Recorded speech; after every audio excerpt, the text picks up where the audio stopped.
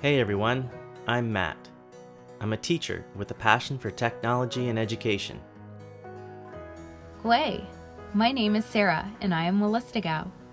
Today I want to share teachings about First Nations language, culture, and history and how these can support our use of technology. When we meet together as a group using live video calls, we need to follow rules similar to being in a classroom, like listening to others and waiting for our turn to speak. These live video rules are part of something called digital etiquette. Today, we're going to introduce digital etiquette through the teachings of traditional sharing circles. Because with sharing circles, everyone's voice is heard, considered, and respected.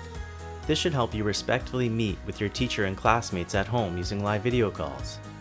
A traditional sharing circle is a place where people gather in a circle to respectfully share their thoughts and feelings. Sharing circles come from First Nations leaders. They are a way to give everyone a chance to talk and to be heard. In a sharing circle, we use a special or sacred item. This can be any item that is important and meaningful to us. Only the person holding the sacred or special item is allowed to speak. When it is their turn to speak, they are encouraged to always speak from their heart. The other people in the sharing circle listen quietly to who is speaking and try to understand their message. Everyone in this sharing circle has a turn to share their ideas and feelings. If someone doesn't want to speak, they can pass the special or sacred item to the next person. Sharing circles teach us how to show respect to each other and how to learn from one another. Even though we are not sitting beside each other in a circle during a live video call, the teachings of a sharing circle ensure everyone's voice can be heard, considered, and respected.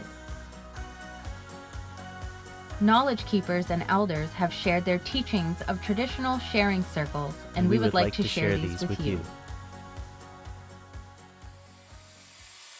Let's look at how sharing circle teachings can improve our digital etiquette. In a traditional sharing circle, we gather in a space that is safe, quiet, and comfortable for everyone. When we meet with our teacher and classmates in video calls, we should try to find a space that's safe, quiet, and comfortable. Do your best to be in a quiet space away from others.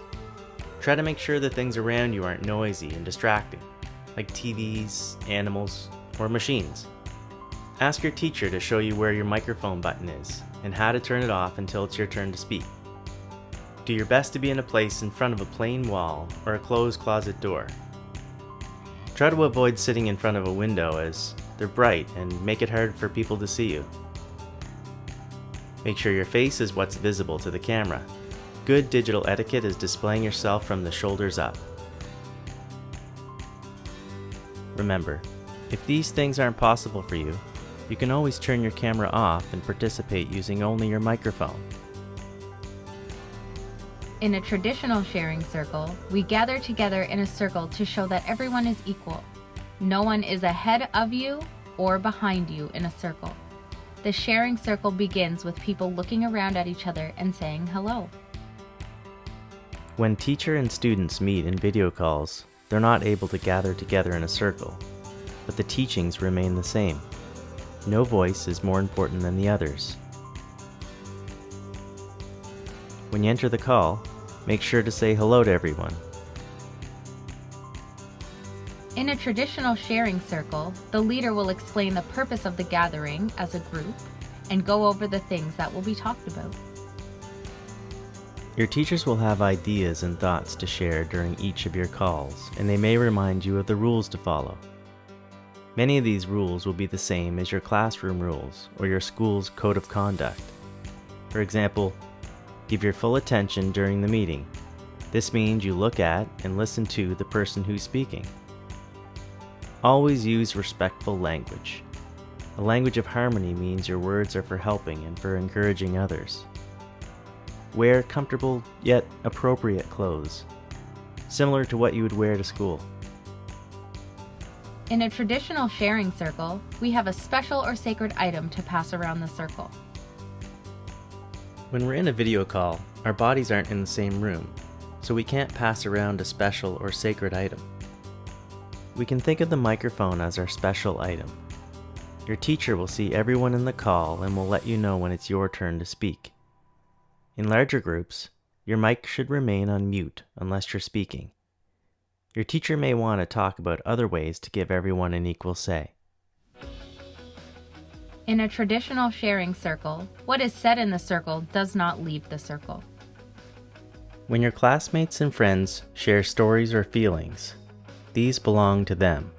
We shouldn't be repeating anything that they say unless we have their permission to share. It is okay to stay silent in a traditional sharing circle. You do not have to share if you don't want to.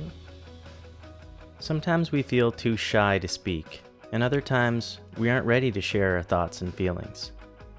It's important to try your best to share when you're ready.